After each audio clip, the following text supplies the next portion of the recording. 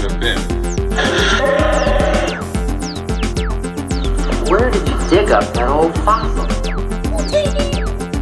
Going into Toshi Station to pick up some power converters. That's no move. We're all fine here now, thank you. How are you? Welcome to the Star Wars Nerds Podcast. I'm Dan Dadabonker. And I'm Kenton Larson. Well, Kenton, just as we say in our last episode, that we're going to cut down on the Star Wars content because we don't only want to talk about Star Wars, but it's relevant. We have something new, some Star Wars news this week to talk about. There's been a Star Wars shakeup, according to Deadline, and we'll get into that in a second. But first, I wanted to tell you, because I'm nearing the end of my Apple TV month, my first month of Apple TV, and now it's going to be, I think, canceled next week. But I finally started watching Pluribus on Apple TV, and I can confirm it's very good. Oh, I'm sure. Why? How? In what world would Vince Gilligan make a shitty show? I don't know. You don't know. Like, it's hard to get a sense of what people think of this show. Like, I don't really like. Of course, the critics like it, right? Which is fine, but I don't get the sense. And maybe it's because people don't have Apple TV about regular viewers think of this show or what people are talking about or saying about the show. Most people I talk to have not seen it. You have not seen it, correct? No, but you know, I'm kind of an outlier in the sense that I'm now only running one streaming service at a time instead of 6. And you're in the majority. I think a lot of people are doing what you're doing, and I think that's the case. They cut Apple TV, right? They're not going to subscribe to it. One of the jokes I saw on, I guess it was on TikTok. Nikki Glaser, who hosted the Golden Globes last week, she goes on Howard Stern's show afterwards and tells them all the jokes that didn't make the cut, as far as like jokes she would have told but just got cut for whatever. And one of them was, she's like, "Oh yeah, did you hear about the new show Pluribus? I heard it's Latin for I haven't seen it." Ah, so, that's a good joke. Well, it is a good joke, and it's like, is it true though? Are people not watching? It could be a great show. It's amazing. It's I don't even want to spoil what it's about. Just go in cold. It's got great concept and execution and everything you love about Vince Gilligan shows. But I don't think it's making an impact as much as Better Call Saul or Breaking Bad did, because Apple TV. This week I did. I told the students, I give them a resource guide to where ratings come from. So Nielsen ratings for traditional TV, and then I show them how Netflix calculates a view. And you look at both of those, and the key takeaway is, wow, there's lots of gaps in these measurements. But then I also show them, like, what was the MASH finale, the rating and share. And at like 1983, it was like such a sweet spot for that to happen. Of course, it's like astronomical. Only the Super Bowl ever reaches those heights. Then I show them, okay, American Idol. It's a hit TV show. Like what's the average rating? And I think it's a demographic rating. So I think it's from ages 18 to 49. The rating for a hit TV show is 0.54 rating. Like, it's not even a full rating point. So you go, that show would have been booted off the air in 1983, and everybody would go, remember that piece of shit American Idol? Nobody watched it. Yeah. You know, it's a different landscape. It very much is. And that was really the perfect system. I talk about in this class, again, we're talking about radio in first year right now, and talk about how of traditional media, meaning TV, radio, newspaper, radio is the cheapest probably still. And that's because it has the least amount of moving parts, really. It's the least amount of production, least amount of people involved. You can get a radio ad on the air very quickly for a relatively lower cost. Doesn't mean the ad's going to be good, right? So that's the trade-off. But those three, what I thought about as I'm putting this together is that those three things, radio, TV, newspaper, really worked well together because they each represented like a different type of media. But online, it all comes together in all these different ways, and there's all kinds of different advertising platforms, and none of it is regulated. I have to say, we need more advertising. Maybe this is a topic for a future media nerds, because we need more ad regulation. My girlfriend was saying today, she's playing a game on her phone, and then an ad pops up on her game, and it says in her ad, AI generated actors. That's a disclaimer that they have to put on the ad now because they have AI generated actors in their ad. I'm like, well, of course, advertising is doing that first, because advertising doesn't care. They will do whatever they need to do to sell a product. You know, it's interesting. Yesterday, this happened when you're the ad instructor. This happens to you every day. A student shows you an ad that they saw online. They go, is this legal? And you're like, well, guess what? Every separate category, like the media itself has regulations. The media outlet has stuff. There's certain industries that are heavily regulated more than others. So a student asked me about gambling, this gambling ad that made it look like you're a winner. You're going, hey, you're going to be on the island. You know what I mean? Like you're going to the tropical island. Okay. So I'm like, okay, where do you get this? So I go, yeah, I'll tell you what, I'm going to check with Ad Standards Canada. So I went online. I'm like, okay, gambling guidelines. And there's a link that they provide so I didn't have to email them. They have a link and I downloaded it. It's like 6 pages long. I started reading it. I was like, I see an ad every day that does this. I see an ad every day that does this. Like then there's different countries and we see ads from the United States. Like it's just, how do you regulate this stuff? They need to somehow put a handle on it. I don't know. Nobody's trying. That's the problem. Nobody's trying. Nobody seems to care because advertising is seen as this necessary thing that all businesses need to do. So they just kind of let people do it however they want. Forget France. The French can be annoying. Come to Greece. We're nicer. So? We're nicer? The French pride themselves on being annoying. Okay, let's talk about Star Wars. Oh, this is a Star Wars Nerds episode. Star Wars shakeup. Dave Filoni and Lin-Win Brennan, new Lucasfilm presidents, as Kathleen Kennedy returns to producing. It's not a very well written article. We pointed out a typo. I saw a typo in there in Jon Favreau's name, but it also jumps from Kathleen Kennedy to Kathy Kennedy, and it doesn't clarify which she prefers. So I don't know how to refer to her in this podcast. What do you say, Kathleen or Kathy? Kenton? I think people who work with her call her Kathy Kennedy because I'm sure Steven Spielberg has gotten up at awards and thanked Kathy Kennedy. Yeah. It's when people work with Jack Nicholson and they call him Jack because they think it makes them cool. It's that kind of thing. Like we're in the inside. Okay. And so I think people on the inside call her Kathy. That has spread to the general populace and Star Wars fanboys. I think probably call her Kathy Kennedy now too. But the full name is Kathleen. And I always err on the side of full name, even with students. I mean, I'm like in films, she's credited as Kathleen Kennedy. Like when you see her name come up on the end in the credits, she's also a producer in all these Star Wars movies. And so basically it's been 14 years now since she was brought in. I didn't realize this. I always kind of associate her coming in as happening at the same time as the sale to Disney, but it was a few years ahead of that she came in. And then I guess probably to get things ready as they were looking at selling to Disney. But she has been the one in charge of the entire Disney era of Star Wars so far. So we've had a trilogy of films. We have a couple of standalone films. We have many Disney Plus series. This article actually goes through all of it in a really good way and kind of sums up everything that she's created or she's been a part of, I guess, along with all the animated stuff. And of course, the Disney theme park things that have happened, including that hotel, which is an interesting thing. Anyway, but yeah, what do you think of this? What do you think of Kathleen Kennedy's legacy as the head of Lucasfilm over these last 14 years? Well, we heard like, what was it, 6 months or a year ago that she was stepping down, and then she was like, not yet. That right. Like it was weird. This almost seems like it's like we've been here before or something. And I think every Star Wars fanboy and troll in the galaxy has already weighed in. That's already waited because they thought it was happening a year ago. So when I see it now, I think in some ways that took the air out of the announcement, and maybe that was the point of that. Maybe want to prepare people for what was happening. It's not a shock to me. I'm not surprised. No, me neither. I mean, that's a good run. It's a good amount of time doing something. I think they need new blood in there to keep things going, although they're not really bringing in new blood, as it turns out. They're just moving everybody up a step. Basically. What if Pablo got a promotion in this? Maybe he's moving up a step in the organization. He's gonna be mentored by Bob Iger. Iger got moved down after that whole ordeal over canceling the Kylo Ren movie.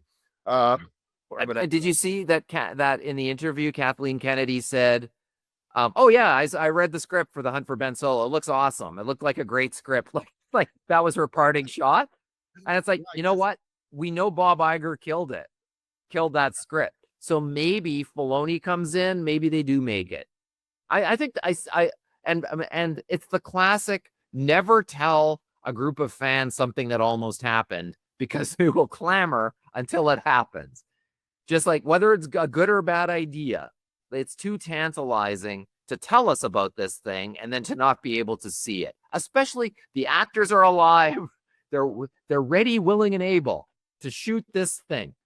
And I think it could, and it sounds like that it would be a perfect film to make, to continue that story without, like, to take it to a place where we can forget about the rise of Skywalker. Let's forget about that movie. Let's move on into the galaxy and see where we're at. I think that could be a really interesting way to go. We have Starfighter coming up, and Mandalorian and Grogu. All of these films, I think I'm very interested in all of them. I know not everybody, it seems like people have soured on the Mandalorian and Grogu. I thought that Kathleen Kennedy would stick around. Well, she's still going to be a producer on those movies. Those 2 movies are named in this article. So she's still going to be a producer. She's still going to be working on those films and doing whatever she's doing. And then she's going to kind of move away gradually. But as far as the rest of the stuff, like green lighting new projects, it's now these 2 guys, Dave Filoni and other guy who are doing it. But yeah, certainly The Rise of Skywalker was the worst movie. The worst movie to come out of this era. But I think her kind of related to that, her biggest failure as the head of Lucasfilm in that time was to not have a plan for that trilogy, like to go in one movie at a time. Part of me thinks she did it that way because that's what they did on like Indiana Jones or something like that. Like they just did it one movie at a time. But that's like Spielberg doing all of those movies, right? You've got one guy directing all 3. He's probably got it all in his head as far as where he wants to go.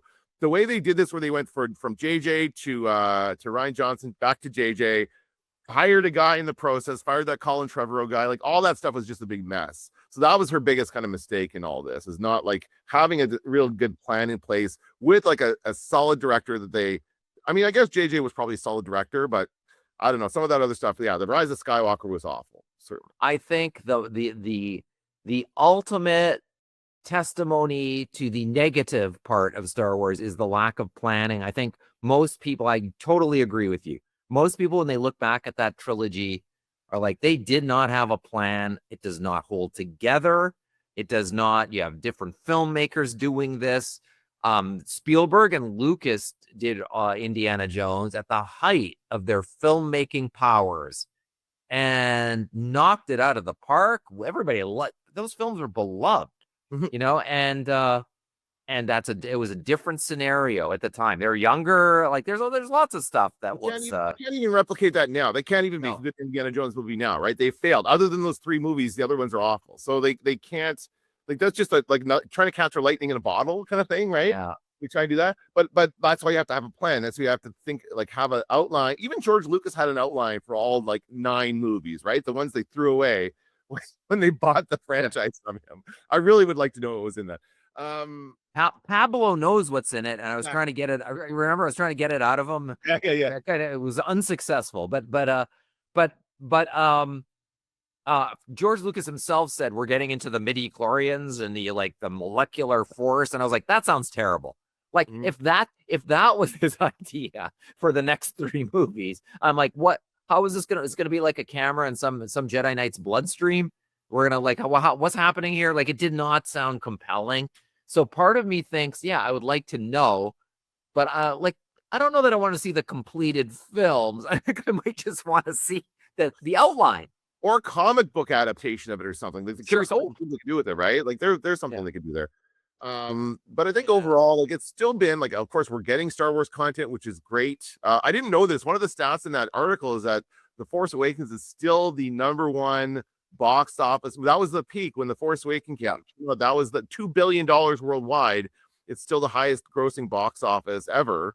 And they haven't, and then you see the movies drop off, the sales drop off. It's like $1.5 billion for the second one, and then $1 billion for even the third one made $1 billion just in the Star Wars name alone.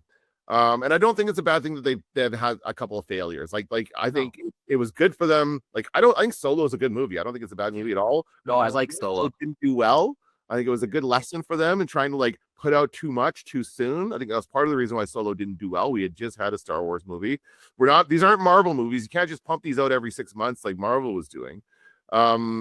So I think that was a good thing. But again, the standalone films might be the best films of this era. Like Solo and Rogue One might be the best movies. I think that's right. For the positive side, I agree with you on that. Like, ultimately now, and Andor and The Mandalorian. Yes. Those were like, both of those made Star Wars fans so excited and or actually silenced the haters. It was so good. It was so good that even the ultimate Star Wars hater online had to say, "Oh shit, it's good. Like it's good. Like who didn't see that one coming."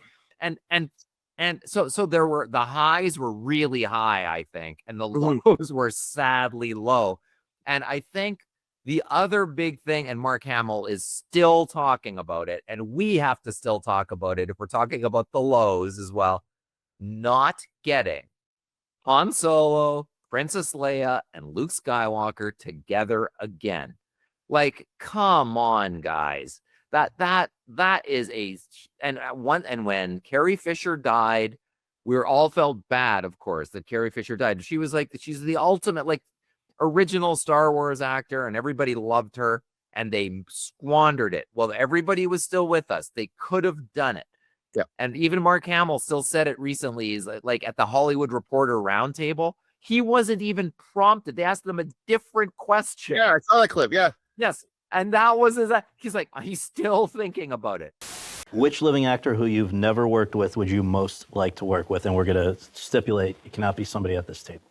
Well, in the sequel trilogies, Harrison Ford. Yeah, oh yeah. Because I only had two right. cameos. In the middle one, I said, aren't we going to have a moment where all three of us get together to raise the roof? It'll only take 30 seconds. Yep. And JJ said, well, Mark, it's not Luke's story anymore. I said, Star Wars was an Obi-Wan story, but Alec Guinness had a crucial Anyway, nobody listens to me. And he should be still thinking about it, because it is absolutely that will go down in Star Wars planning history. That's part of planning, I guess, but as being such a missed opportunity. They thought that we weren't interested in the old characters. That's all we wanted to see. Well, of course, and that but I think someone was probably saying, "Well, save it for the third movie, right? Let's tease it out. Let's have the first one is all about Han Solo, and then we have Luke at the very end of the first one, and the second one is all about Luke." And I thought, and then she passed away, right? She passed away before they made the third movie. So I think that they thought that the third movie would have the three of them, and they do have like, I think it was a CGI. I don't remember. Do they have a thing together where she sees him? What happens in that movie now? I don't remember. Luke, remember in Last Jedi, when Luke disappears, they do have kind of a moment. Luke shows up to fight. The ghost of Luke shows up when ultimately turns out to be his teleportation mind trick. Force projection, yes. Force projection. Good. So the force projection shows up, but it's Mark Hamill in the room with Carrie Fisher. Right. And that was a lovely, everybody, of course, it's a lovely scene. We're missing Han Solo. The Chewbacca. This was like 3 movies to kill off the characters. Yes. And then the famous, probably the worst scene in any of those 3 movies is Chewie not getting the hug from Leia. Rey gets the hug from Leia because Rey is so broken up about the death of Han Solo, but not Chewie. Chewie's fine. Bullshit. That is absolute bullshit. And then if I would even say that alone demands a special edition of that film. It does. It's wrong. JJ even said it's wrong. Fix it. They could totally fix it, right? Get AI in there and fix that to have her go in. I mean, you've already done a CGI version of Princess Leia a couple of times now. Yes. Let's have another version of her hugging a CGI Chewie. And that would be much better at the end of that movie for sure. They tried to rescue that in Last Jedi too. There's a few times they tried to rescue things throughout the course of those 3 movies. And it just doesn't come together. It doesn't work. It was too little too late. Yeah. But yeah, Force Awakens was peak excitement. I think Mandalorian knocked people on their ass because they weren't expecting a Star Wars TV show to be that good. And technically good, but also Baby Yoda showed up in the first episode and we're like, what the holy cow, what's happening? Like, it's so exciting. Something like a character like Yoda, but then they give us it's only one, and we of course have Yaddle, let's not forget Yaddle, but only 2 of these species ever shown on screen, and then you make a baby version of it and it's an instant hit. I don't think they were expecting that because remember, merchandise wasn't out on time. They had to right, they did a lot of backpedaling. Now we're seeing tons of baby Grogu stuff out there, but people aren't as excited about it now. But that is the biggest, I would say, the biggest success. I mean, not financial, but critical, and or of course won all the awards. But The Mandalorian did make Disney Plus a thing. Like Mandalorian really helped solidify that as something we all downloaded Disney Plus for The Mandalorian. It delivered on the promise. It was amazing Star Wars. And I'm very excited about the movie because I can't wait to see that in the theater. Imagine if this had come at a different time and it wasn't streaming and there was something like it was not, and it would have just been a movie. Like we would have had a series of Mandalorian movies, right? That would have been awesome. I would have loved that. Oh yeah, and I do think that on the basis of the Baby Yoda reveal in the first episode, that if that was a film, that would have been, people would have been knocked on their ass in the theater. Mhm. I also think, oh, by the way, I should also mention this, that there's an app called Next Draft, and it's a guy who compiles like news stories, like the top 6 news story, like categories of news every day, and things to watch and recommendations and stuff. And it was just a few months ago, he's like, I realize I'm very, very late to this, but I just started watching The Mandalorian. So like years later. And he's like, oh my God, it's like, so it is like, if you haven't seen it, it really is great. And that we're just entranced by Baby Yoda. And it reminded me of what we were all like when we first saw it. And it's still like it was a magical Star Wars time, the likes of which we don't get so much anymore. I thought that was fantastic. I also think something else occurred to me this week. People, like, it seems like there's like, it's kind of meh for Mandalorian and Grogu at this point because we're not seeing tons of fandom. People weren't blown away by the trailer, though I liked it. But like lots of people didn't really, it seems like lots of people, naysayers online, didn't care for it. I think that I wouldn't be surprised if there's something in the film that they are not talking about that's going to be a surprise that has not yet been leaked. I don't know what it could be. I have no theory on what it could be. That could be something we could talk about in the future, but I'm not taking the lack of marketing for this thing as a sign that it's terrible, but I'm taking the lack of marketing on this thing as a sign that maybe there's something they don't want us to know, that there's going to be something in here like maybe the Baby Yoda reveal that knocks us on our butt. Could it be a visit to Yoda's home planet? Yeah. I mean, I don't know. What Could could it be? Like, John Favreau is the kind of guy that would do that kind of thing just for the sake of doing it, just for the coolness of it. It's not about, like, again, like, don't do this because we want people to have a good experience. He wants people to have a good experience. I totally believe that. It could also be part of an overall trend that Hollywood's pulling back on its marketing. Yeah. I've noticed, like, I didn't see any ads for Anaconda, which I did go see in the theater, but it was only because all I saw were clips of Jack Black and Paul Rudd goofing off and having fun on all the goofy Hot Wings and all the different game like talk shows you have now. They went on all of them, and they did all these funny videos, and so the internet was for a couple of weeks was full of Jack Black and Paul Rudd, and that made me want to go see the movie. That didn't cost them anything other than paying those guys or whatever. But like that's way cheaper than putting out a bunch of ads. I didn't see any ads for Anaconda. So I think I think we're going to see that more and more. Just get the stars out doing. I mean, Star Wars is not going to be quite the same thing, but I think that is a trend that we're going to see. They're realizing that a lot of this money is being wasted in advertising. Avatar, Fire and Ash. Oh my God! Like it's like, is it out? Is it not out? Like the biggest film franchise since Star Wars in terms of box office take, and no one could name the villain. No. I can't even name the hero. I don't even know names. Colonel Bad Guy is the villain. I can't name the hero. I like it. Talk about Sully. His name is Sully. Is that who it is? I think so. Sullivan. His last name is Sullivan, and he isn't the same guy. That guy that was in all those movies. Is that the guy who landed the plane on the water in New York, and they walked out on the wing? I'll explain him in the movie. That's Sully Sullenberger or whatever, Sullivan. I don't know what his name is. Houston, we have a problem.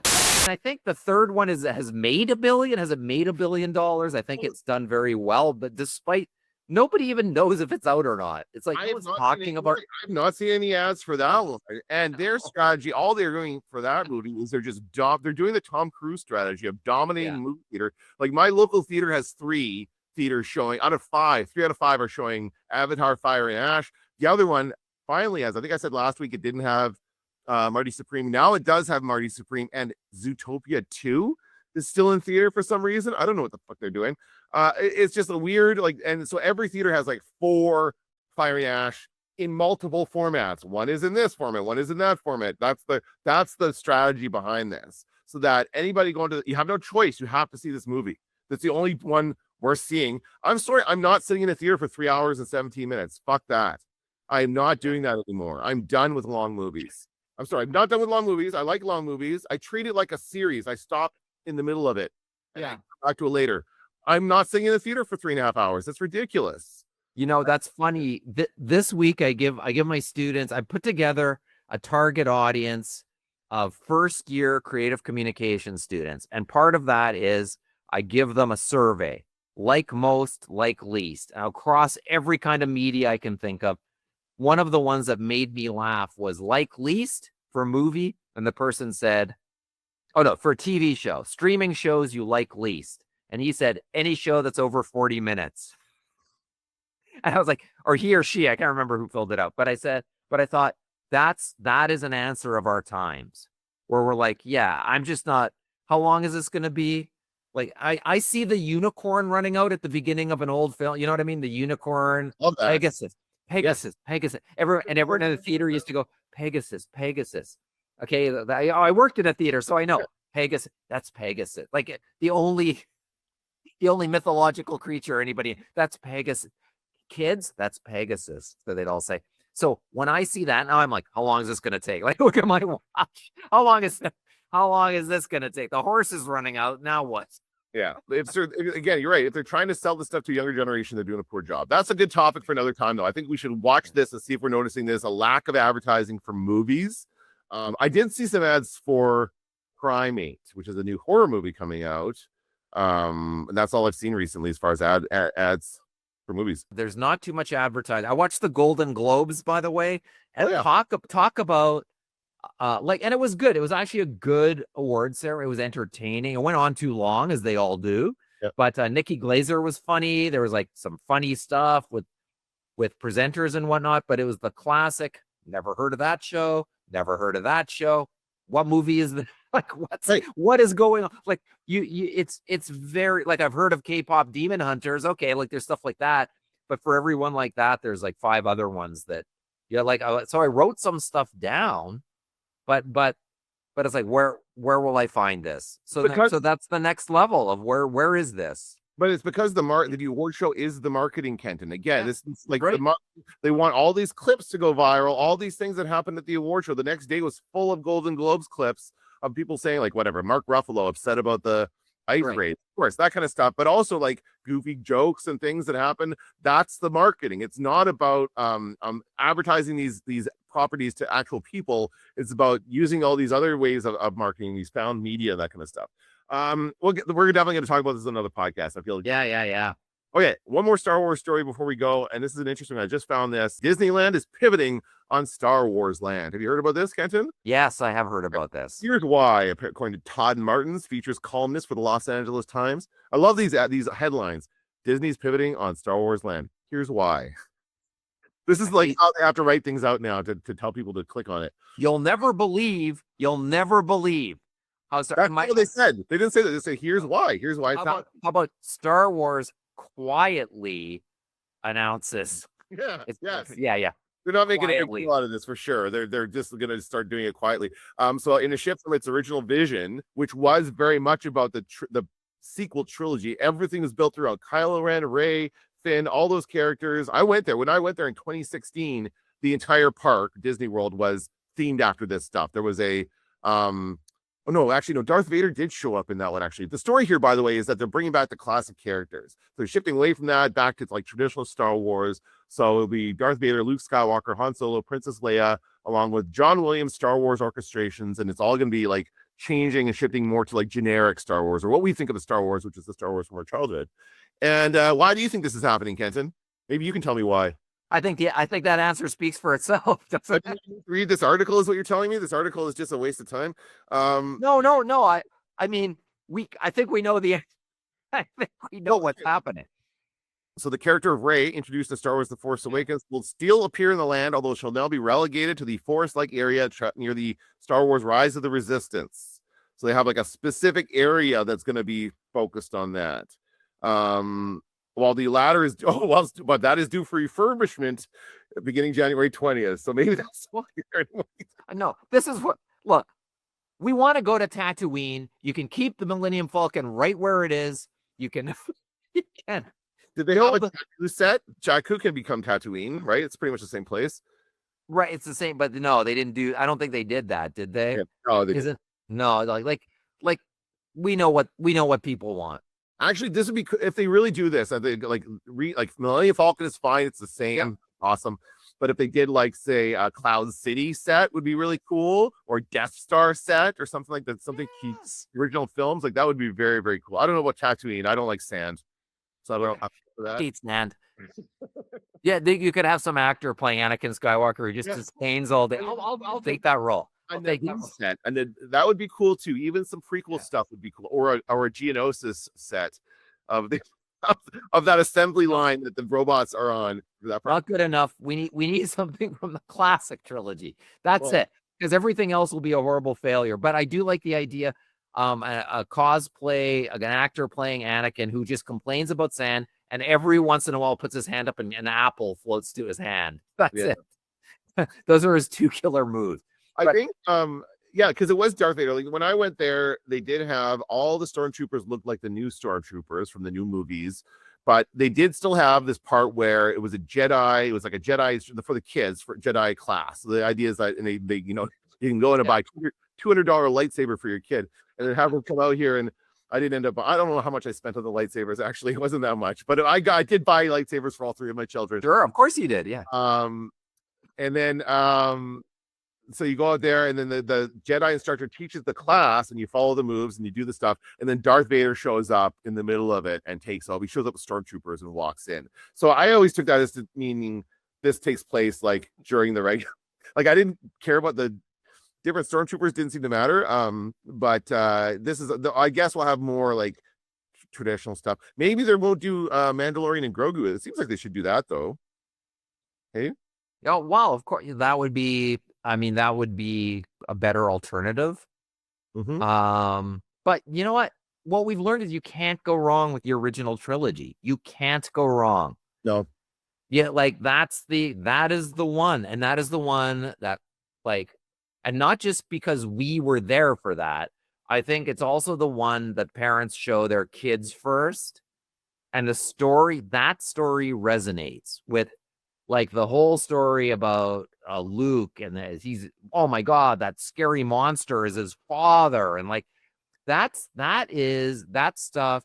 It doesn't matter. It's a shocker, and I think even Bespin resonates more than stuff from the new trilogy. I just think there's lots of different. Like I think you're right, Death Star, for sure, but there's lots of other settings that I think people would be far more interested in. Hey, for instance, when the Star Wars Orchestra came to Winnipeg, the whatever that is, Star Wars Live, and it was hosted by Anthony Daniels. And so he travels with it, and then before the show, they have all of these different things these different scenes you can take your picture in front of. Yeah, and there's Tatooine. Yours. Right. So Tatooine, I'm like, I'm scratching my chin looking up at the sun. But I used to use it as my avatar photo, but I started looking older, so it's like, yeah, I'm not going to use that anymore. But so you could do Tatooine. I think the Cantina was in there, the Death Star was in there. Yeah, like, so they did not create the Cantina they had some weird bar, right? Some kind of weird thing they made for like version of it. Is a Cantina? I'm sure of that. I'm sure it wasn't. Like they should absolutely have a recreation of the Mos Eisley Cantina. That's a no-brainer. Like bartender working there should be the gruff. Absolutely. Yeah, that like they should and all the creatures that were in the original one, they could be animatronic, for crying out loud. That'd be awesome. You could, and a Mad Magazine once had this joke. I didn't get it when I was a kid, but now when I think about it, it's pretty funny. Where they show the Cantina Star Wars bar, and then the person walks into the bathroom, but the urinals are everywhere because because the creatures all have different anatomy. That's a great joke, eh? That's really good. Yeah, it's funny. Yeah, there's a urinal on the ceiling, on the floor, on the wall. That's cool. What was the bathroom like at that bar? That's Yeah, a good right. question. There's some unanswered questions about the Kansas City we need answered. Do we have toilets in Star Wars? Have we ever seen Yes, those? I saw them in Andor. He was in Andor in Oh, right. prison. Yes, I mean, we made a big deal of it at the time. Yes, I remember now. First toilet in Star Wars. But I think our plan is better. I like our plan. Sounds good. Okay, that's going to do it for this episode of the Star Wars Nerds. I'm Dan Vadebunker. I'm Kenton Larson. Don't let the Force hit you in the ass. That's no move. We're all fine here now, thank you. How are you? TK421, you copy? Now I am the master.